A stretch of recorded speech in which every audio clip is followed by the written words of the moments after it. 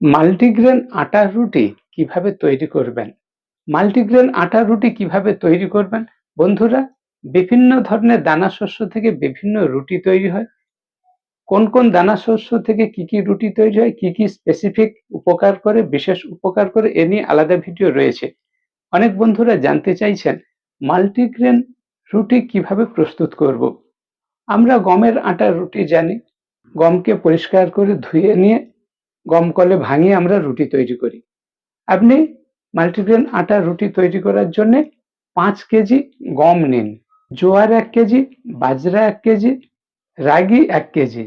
জোয়ার, বাজরা, রাগি 1 কেজি করে নিলেন, 5 কেজি গম নিলেন, 8 কেজি হলো 250 গ্রাম, 250 গ্রাম সয়াবিন দানা নিন। সয়াবিন দানাতে প্রোটিন একটু বেশি, কম করে নিন। তাহলে 8 কেজি 250 গ্রাম, 8 কেজি 250 গ্রাম এই যে দানা শস্য হলো, ভালো করে পরিষ্কার করে ধুয়ে নিয়ে একসঙ্গে ভালো করে মিশিয়ে আপনি গম কলে যেমন আটা ভাঙান সেইভাবে আটা তৈরি করে নিন। এই যে 5 ধরনের দানা শস্য গম, জোয়ার, বাজরা, রাগি এবং সয়াবিন, এইগুলোতে যে আটা তৈরি হলো এটা মাল্টিগ্রেন আটা। এ থেকে যে রুটি তৈরি করবেন মাল্টিগ্রেন আটার রুটি। এটা গ্লুটেন ফ্রি। যারা শুধু আটার রুটি খেতে পাচ্ছেন না, মাল্টিগ্রেন আটার রুটি খেতে পারবেন। জোয়ার, বাজরা, রাগি এগুলোতে যে রুটি তৈরি হয় গ্লুটেন ফ্রি। সিলিয়াক ডিজিজ যারা রয়েছে, রুটি সহ্য হয় না, তারাও এই মাল্টিগ্রেন আটার রুটি খেতে পারবেন। গ্লাইসেমিক ইনডেক্স কমে যাচ্ছে, সুগার রোগী খেতে পারবেন। যারা ওজন কমাতে চাচ্ছেন তারাও খেতে পারবেন।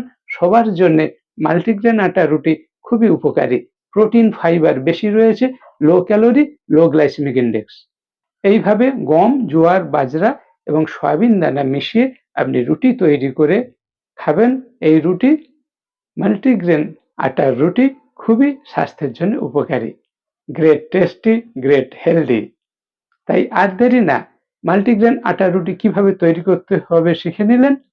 এখনই আপনি তৈরি করে খাওয়া শুরু করুন।